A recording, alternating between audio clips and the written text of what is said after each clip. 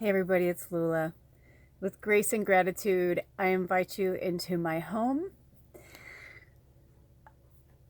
Below in the description is a link to one of the best pick-a-pile readings I have ever witnessed, ever.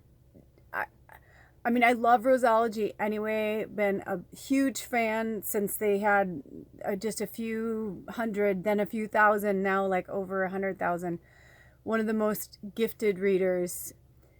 Anyway, I don't remember the title exactly. It'll be down below, but this was about like, who are you in an alternate universe? Like, who are you, outside of, this human form, this human life? Was drawn to it, but was told not to watch it yet. And let me just tell you that I'm like a sponge, but I've taken in so much input over the last, I don't even know. I've just been like constantly studying, and that's why I haven't been taking calls or doing a lot of one-on-one spirit work, because I've just been like intensely like working on my own stuff, because I have a lot of work to do this year, and I have so many downloads that have been coming through me. And by now you may have watched the Panda Tribe reading, the full moon reading. I highly recommend you watch it. But I did a pure channeling, which was really cool.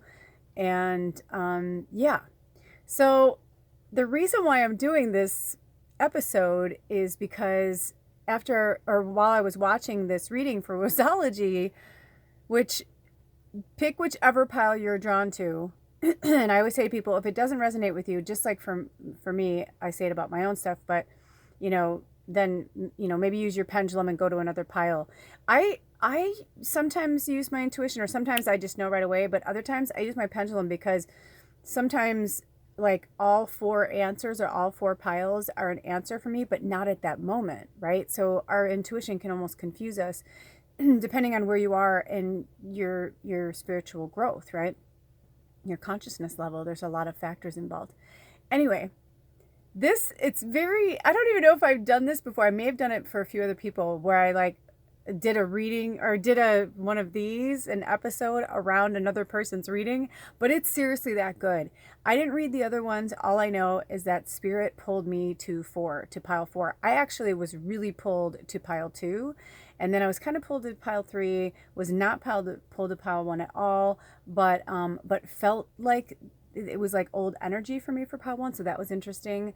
So I feel like there's good lessons there. It felt like wisdom or owls or something, but again, use your pendulum. But anyway, I was led to pile 4, and hearing somebody else express how you're feeling about something and nailing it is a gift. And that's why I wanted to share this with you guys, because I highly recommend you watch yours, like watch whichever one you're drawn to, and then watch pile number 4. If you ever wanted to understand like who I am and what my gifts are, watch pile number 4. I was like, oh my gosh, I'm like, everything that they said was so true. It was like, it was freakish. I even wrote a thing like, I was like, welcome, I'm pile number 4. I was like, welcome to my crazy fucked up world, my reality, right? Because this reality this is where I'm living my life. This is where I'm being, taking in my lessons and going through my stuff. However, I'm also a medium and I'm a channel, right? I'm an empath, all these things. But when she's looking at it, she's like, oh my gosh, she's like, you guys must feel exhausted. She goes, when you're sleeping, you're working. And then and it was fun with the breadcrumbs. I don't want to give too much away, watch it, but the one thing that really, or the few things that really resonated with me were, when she said, what the fuck? She goes, you guys are spirit guides. She goes, you guys are spirit guides when you're sleeping, and when you're here, she's like, you're doing your own human thing. And I was like, oh my gosh. It was like everything she said made so much sense, because for years, I've had this relationship with like the angels, the Galactic Council, like all these people where I feel like they're my family and my friends. And like, I feel like I've known them forever. And so just so many things that Roseology said, I was like, I just felt so comforted, especially because, like I said, I just channeled today. I don't know who I was channeling some entity from the Galactic Council. They didn't really announce themselves or say whether, you know, they were Palladian or Arcturian or whatever. They just were using me as a channel. But the medium thing, when she spoke about that, she was like, oh my gosh, she's like, so you guys, when you're asleep and when you're awake, she's like, the dead can talk to you and they know they can talk to you. And I was like, yes. And I was like, that's why I've told people, I'm like, if you've ever watched the movie Ghost with Whoopi Goldberg, I'm like, when I explain something to somebody, I'm like, that a spirit will Henry VIII me, meaning like they'll just keep singing, I am Henry VIII, I am Henry VIII, I am, I am. And you just kept singing it till Whoopi Goldberg was like, okay, I'll do it. Because he's like, you need to go and tell her she's in trouble. And remember, and then she goes there and she's like, Molly, I need to talk to you. And Molly wouldn't talk to her. And then finally she goes, Molly, you in danger, girl. She's like, you're in trouble, right? Well, I kind of feel like that right now. And I did this other reading before that was like, you have to cut your mom out. Like, you cannot talk to your mom anymore. And then there was all these things. And, you know, my stepdad just died. And so I was just like so sad and like all this stuff. And he told me not to talk to her. He told me not to go home. He told me not to go to this service or whatever. And I was even telling, like, I was talking to him and my dad, and they used to hang out at the VFW in Tinley Park, you know, where I grew up. And I was like, I want to do something special for you guys, my two dads, you know. I'm like, that's where they were best friends and drinking buddies together. And so I said, yes, my mom married my dad's best friend. Yes. But in their defense, my dad cheated first with someone else. And my stepdad and my mom were friends. He was friends with her just like he was my dad, and hated that he would constantly, you know, fuck around on her and do shitty things to her. And then, you know, and he loved her. So it's kind of a cool love story, you know. It's like, it's all in the way you look at it. But anyway, I digress. So those two, like, I was like, you know, even showing that, I was like, oh, I want to do a big party for you guys and a picnic. And he was just like, why do you, like, he's like, who cares? Like, why is that? Like, he's like, that's such a human thing. He was like correcting me, you know. It was really cool. And so that's what I'm realizing is, you know, it made sense when she said that I was a spirit guide, because that's how I feel. And if you read or if you watch it, she talks about like this kind of like motherly energy that comes like from the universe that channels through me. And it was just amazing. So I highly recommend you do the reading for yourself. And I highly recommend you watch pile number 4 and just kind of like see, like, you can have a little peek into my world and what it's like for me, because it was, I mean, I got kind of emotional, and I can't remember the last time I watched a reading like that where I was like, yes, yes. And then I was like going below and like typing, because I was just like, you know, and then they were talking about when you're in another reality. And I was like, yeah, I'm like, because sometimes when I'm there, I literally, and I said, I just talked about this. I just talked about this on the full moon reading, the full moon and Leo reading for the Panda tribe. I just spoke about this. I was like, sometimes that's what I feel like. I feel like I'm like watching over other people, and then other times I'm like, I'm in an avatar, but it's not me, and I don't know who I am. And sometimes I feel like I'm even like a placeholder for people. Like I step into their body for a minute, and just like I just feel like my job, like I'm like jack of all trades, master of none, which is funny because my human life is like that. But it's like, I feel like I'm like that in the spirit world too. Like I do a lot of different things, and I'm really old, and I've been around a very long time. And this isn't the only planet I work on, and this isn't the only dimension. You know what I mean? Like, it's just so many things started to come together, and I just kind of had this aha moment, and I went through my phone again and deleted a whole other thing. And there are only 43 contacts in my phone right now. That's it. And, you know, I realized, I was like, and some of them, I haven't talked to you in a while, so don't take it as like that I deleted you out of my phone. Some of you, I was happily surprised to see that you're not deleted. It just means we're on a hiatus because you're working on your shit. You need to work on your shit, right? And I don't mean it in a mean way. I'm just saying, like, you know, I love you, like, but you got to do you. You have to do it. I can't be there for you. I can't hold your hand. I can't do another reading. I can't, you know, it's like, I can keep enabling people, but that's part of my process. But it's also what I'm learning here in human form is boundaries and enabling. And I've been surrounded by enablers my whole life, and controlling and egomaniacs and narcissism and just horrible, horrible things. And as much as I love my family, I'm like, if I never talk to them again, then I'll be sad, but I'll understand I'm not supposed to. If we do and cross paths again, then I'll be elated, right?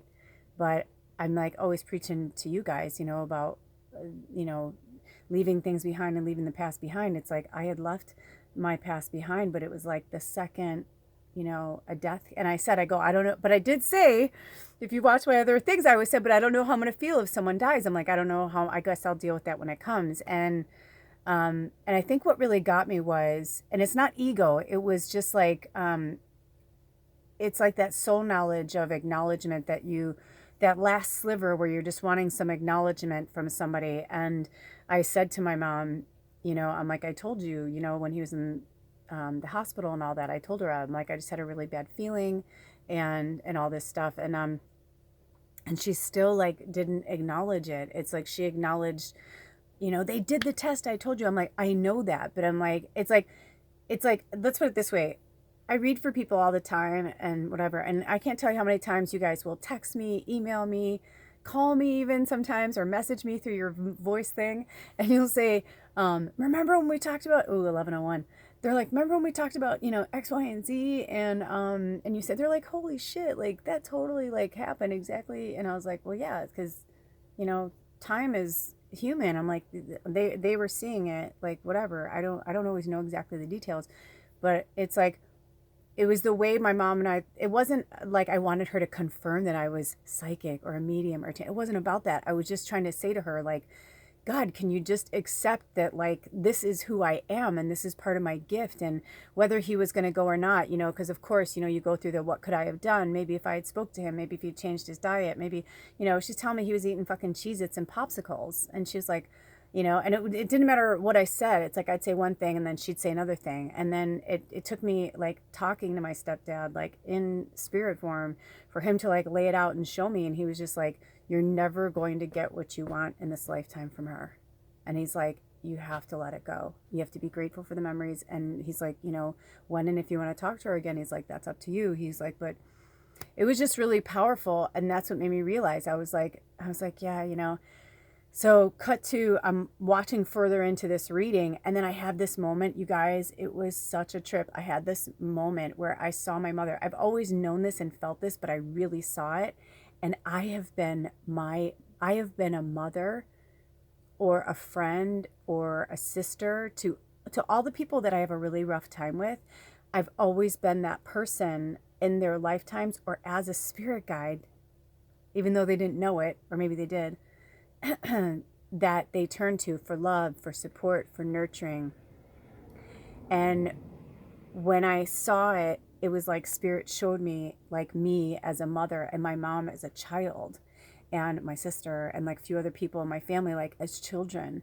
And they were just like, you can't, no matter what they think of you or what, what they believe or whatever, they're like, it doesn't matter. Like, you're the parent in this situation. And that's why my mom is like grasping on, because she's not even realizing like that I've always been there for her through different incarnations, whether as a spirit guide or I was her mother before too, in one other life. And so she is looking to me for comfort. I mean, when I got off the phone with my mom, I couldn't believe it. My mom is that person that's like, sometimes we're like, Mom, be careful, like when she's going up the stairs, because, in fact, I sent her good energy right now that it won't be like that for her. But there's been many times where she's going up the stairs and there's no railing, and we're like, whoa, because she's like half asleep. She's like, she falls asleep on the couch, and we're like, Mom, you want to go to bed or whatever? And she's like, oh, okay. And then she's like, or she'll like lean up against the wall, and I'm like, Mom, I'm like, I've never seen anybody who could like, she's almost like sleepwalking, right? But it's just interesting, like these little things that we don't even realize, or we don't even, it's like, it's so programmed so deep within us, and we are the culmination of the ancestors right now. So if you look at it like the nesting dolls, getting bigger or getting smaller, whichever way it looks to you, it's like these are just different parts of our ancestral lineage. And just because they're our mother, our sister, our brother, our children, whatever, it doesn't matter. That's just the role they're playing in your movie, in this version of the movie, in this scenario, in this film, and when when Roseology said something about, you're the one that helps guide people, like to help them to realize that this isn't real. I was like, man, I was having all these light bulb moments. But it was interesting because the reading that I was pulled to watch before that one talked all about, and she's a new reader. I've never watched her. I didn't accidentally find her, but she flew into my orbit yesterday, and I watched something, and I was like, okay. And then today I went to do something else, and I don't even know how it came on. It was just started playing, and then I was like, oh my gosh, and pulled to this pile, also was pile 4. And they were like, you need to cut this person out. You know who it is. And they were like, mother. It was like all these things. And, but my heart, my mom is so sensitive and so sweet. And I was just like, but also there are a lot of things about her that she doesn't want to see. She doesn't want to recognize. Even though someone can be really loving and sweet, they can also be conniving and manipulative and narcissistic and controlling. And that doesn't automatically put somebody in a bad person category. It just means like if their energy and your energy is not a healthy place, then that's not where you need to be. You know what I mean? So it just gave me a lot of clarity. And I just also I have to say this. I know I try not to talk about my book too much because I like to keep some things to myself. But also, I've been in writer's block again for like a few months, and I'm just like, why? But then I was like, oh my gosh, like my stepdad's passing, like that makes a huge difference in my book. Now, if I had already put the book out and then he died, of course, that's what happens. It's inevitable. None of us are getting out of here alive. But at the same time, I was like, oh my gosh, that totally changes one part of my story. Totally changes a part of my story. So now I realize that even though it's hard to look at, I'm going to have to go back in there again and do another whole set of rewrites. And it's funny, I said to my husband, I go, what's interesting? I said, I've probably written my book 3-4 times now. I may be at nearly 70,000 words right now, but I can guarantee you I've probably written at least 300,000 words. So it's kind of, hey, honey. I'm doing a video. Is this empty? No. Need more? Hold on. I love that it was 1703, which is the number 11, and that's our number. Anyway. But I realized, I was like, I've easily written probably 300,000 words. And I'm sure that's what all writers do, right? I mean, I don't know. I don't know other people's process, but I'm like, anybody who writes it from the beginning to end, oh, how wonderful. Because I'm like, it's fun, but it's also, it's hard. It's challenging. And some places in the book are very difficult for me to travel. But at the same time, I think this time going through it, I'm going to look at it through different eyes and through maybe even a different lens as I tell the story. So when it's meant to be out, it will be out. And I honestly don't know if there'll be books. Some days I'm like, I could see these as movies first. I don't know. Or maybe there'll be books. I don't know. It goes back and forth. I definitely, the way I see it so vividly is more than just me being a medium or a channel or an intuitive psychic, whatever. It's way more than that. It's like, I see it. So I'm excited for it. And I also have been researching for quite some time, and I have actual places that I already have, I'm hoping will be for certain scenes and things like that in places because I've been there. And so, all that stuff takes time. But, before I thought I was just like, oh, I have this idea and I'm just going to put it out there and I'm so creative. But I also was being blocked, right? Because it wasn't time yet. So whenever we get these messages from Spirit, it's really important for us to listen to them. So I go check out that reading, and feel free to comment below. Tell me like what your experience was. I'm very, very curious to hear what your experiences are. I love, there was this one part where, and this is maybe it's a little ego, but there was one part where she goes, where Roseology goes, I don't know what the fuck you guys are, or so I don't know how she worded it. I'm paraphrasing, but she just said something like, but she's like, you guys are fucking cool, man. Whatever you guys are, she goes, you guys are really cool. And I was like, that's so interesting because that is how I feel. I feel like I know my job is cool. I know my life is cool. I know I've had I've had cool experiences and all these things.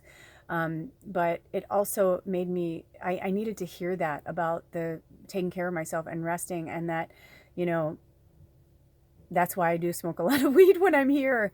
I know that now. I really do. I understand it so much more. And also the cannabis that's been coming to me lately from wizards that I know.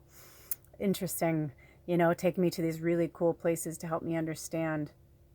I did one of the last dreams I had, or whatever, astral travel, whatever, I don't even know what it is, but wherever I was, whatever I was doing, I just remember thinking, like I knew, like I've done this before, and it just, things were just starting to feel more familiar. I was starting to understand more.